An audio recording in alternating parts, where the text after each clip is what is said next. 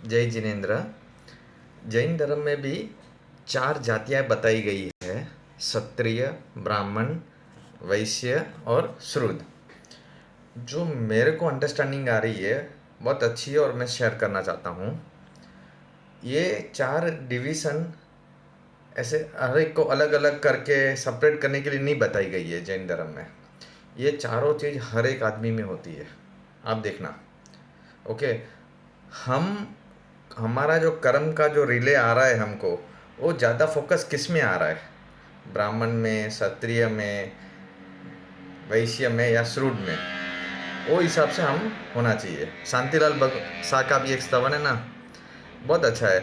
कर्म थी हूँ कौन छू, एनी खबर न थी। जैन कुल में तो मैंने जन्म लिया, लेकिन मैं जैन कहलाया, लेकिन कर्म से क्या हूँ ये मुझे देखना है।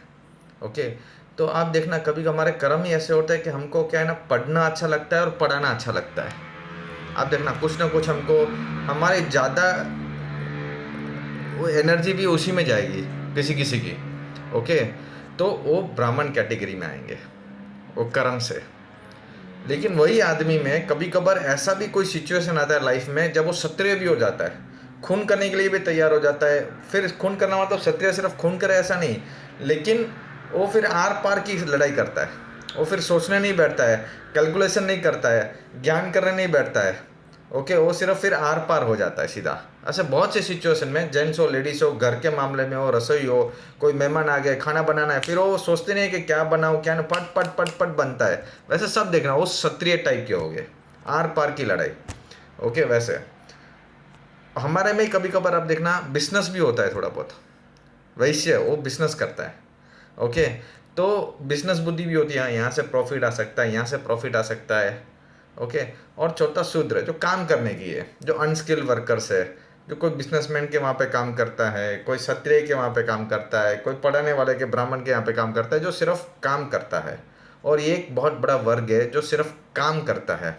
लेकिन इसमें ये नहीं कि बाकी तीन नहीं है, बाकी तीन भी है, लेकिन परसेंटेज वाइज जैसे अगर काम कर रहा है वो 60% अपनी लाइफ में, तो बाकी होगा 20 20 20, तो 60% से वो शुद्ध कहला जाएगा। काम करने वाला है ज़्यादातर। कोई किसी किसी में बिजनेस की बुद्धि होती है। कहीं पे भी आप देखो, कुछ भी झगड़ा हो जाए, उसको कोई लेना देना नहीं होता है, वो अपना बिजनेस नहीं छोड़ता है। वो गाली देगा, वो कलेक्शन करने जाएगा, वो अपने उसको गाली देगा, सब देगा, वो सब सुन लेगा। उसकी बिजनेस माइंड होगी। कहाँ पे भी वो, कुछ भी ऐसे कोरोना भी आए ना, तो भी बिजनेस अपॉर्चुनिटी देख लेगा। उसमें भी, कोई भी बुराई में भी अच्छाई में भी, सब जगह वो करता रहेगा अपना काम। उसके खून में, तो उसका मतलब ये नहीं कि उसमें क्षत्रियता नहीं है। उसको माँ बहन की गाली दो कभी कभार, तो उसको भी गुस्सा आ जाता है, सामने वाले को भी, एक आर या पार पे अपॉर्चुनिटी भी छोड़ देता है उस टाइम पे। वो फिर करता नहीं है, अपना ईगो हो जाता है, तो वो पढ़ाता भी है कभी कभार। ओके। अच्छा सा, तो बिजनेस बुद्धि है, लेकिन ज़्यादा बिजनेस का कर्म का उसका है, तो इसलिए वो वैश्य में गिना जाएगा। किसी किसी का क्षत्रिय है, जैसे फौजी लोग हैं, वो लोग मौत से नहीं डरते। सीधा आया गोली, डिशुम डिशुम। ये तो एक वहीं पे वॉरियर ही बोलते हैं जनरली उनको, क्षत्रिय को। और अपने सारे तीर्थंकर क्षत्रिय थे। ओके। और फिर ब्राह्मण, जो पढ़ाते हैं और पढ़ते हैं जनरली, रीडिंग शो मैंने जो पहले बताया। और अपने पहले महावीर स्वामी के पहले सब गंधर्व ब्राह्मण थे। अच्छा। और एक बात जो मेरे को लग रही है, आप एक बार चाहे कोई भी कुल में पैदा हुए हो, लेकिन आप अगर एक बार दीक्षा ले लेते हैं ना, तो दीक्षा लेने के बाद आप क्षत्रिय, चारों गुण तो होते ही है, लेकिन एक क्षत्रिय हो जाते हैं, क्योंकि एक क्षत्रिय ही दीक्षा ले सकता है एक तरह से। वो गुण होता है तो ही ले सकते हैं, क्योंकि वो एक आर पार की, आप संसार छोड़ के जाना है उस तरफ, वापस नहीं आ सकते हो, बहुत मुश्किल है। ओके। वो पाथ को अब फॉलो करना है, पढ़ाई करके सब करना है वहाँ पे भी। तो वो हिम्मत का काम है बहुत। ओके। इसलिए साधु भी एक तरह से क्षत्रिय ही है। फिर उसमें कोई पढ़ाते हैं। ओके। तो वो भी हम उसको उपाध्याय देते हैं। कोई सब संभालते हैं पूरा मैनेजमेंट, तो आचार्य की भी हम पदवी दे देते हैं। सब काम करते हैं जिसमें, तो उनको हम साधु की भी पदवी दे देते हैं, ऐसा पदवी से। अच्छा।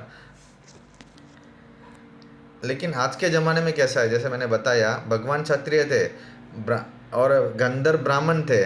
लेकिन आज जनरली ये जो जैन धर्म है, वो बिजनेसमैन के हाथ में चला गया है, वणिक्स के हाथ में है ज़्यादातर अपना जैन धर्म। अच्छा, श्वेतांबर की बात कर रहा हूँ, दिगंबर की मुझे नहीं मालूम है। तो उसमें बहुत सारी मिलावटें आ गई, क्योंकि वणिक पूरा 2 नंबर का कमाता है, 2 नंबर का खिलाता है मारा साहिब को भी। और जैसा खाते हैं वैसी बुद्धि होती है, वैसा मन होता है, तो छूट मांगते हैं। और वो सब भी बहुत बहुत बहुत आ गए हैं फॉल्ट्स, बहुत सारे दोष आ गए हैं। वो पहले हम डिस्कस कर चुके हैं किसी वीडियो में, और भी आगे भी करेंगे। लेकिन ये मैं बोलने चाह रहा हूँ कि एक आदमी में चारों होते हैं। और एक जगह पे बहुत अच्छा आ रहा है, भगवान महावीर ने एक बार कहा था, धर्म करना है तो बिजनेसमैन जैसा करने का, वणिक जैसा करने का। वो किस एंगल से कहा देखो, एक जगह बहुत अच्छा सुना था कि एक बलून होता है, ओके, 2 बच्चे लड़ाई करते हैं। तो जो बिजनेसमैन होगा ना, क्या करोगे? एक को मिल गया, मैं बिजनेसमैन हूँ, मुझे नहीं मिला तो मैं क्या करूँगा? जनरली आप बोलोगे फोड़ दूंगा। नहीं, बिजनेसमैन कभी नहीं फोड़ेगा बलून को, वो मर जाएगा वो बलून लेने के लिए, अपना वो मकसद नहीं छोड़ेगा। ओके। और बिजनेसमैन जो कलेक्शन करने जाता है, उसको उसने किसी ने बार में बुलाया है, कोई डांस कर रहा है, कोई कुछ गंदा भी हो रहा है, उसको नजर ही दिख रहा है, सब कुछ देख रहा है, लेकिन उसकी नज़र उस पे नहीं है। उसकी नज़र उसकी कलेक्शन पे है, उसके पैसे पे, उसके धंधे पे है। ओके, सब देख रहा है, सब जगह वो भी करेगा, ऐसे ऐसे करेगा, सब कुछ करेगा, लेकिन नज़र उसकी नहीं है।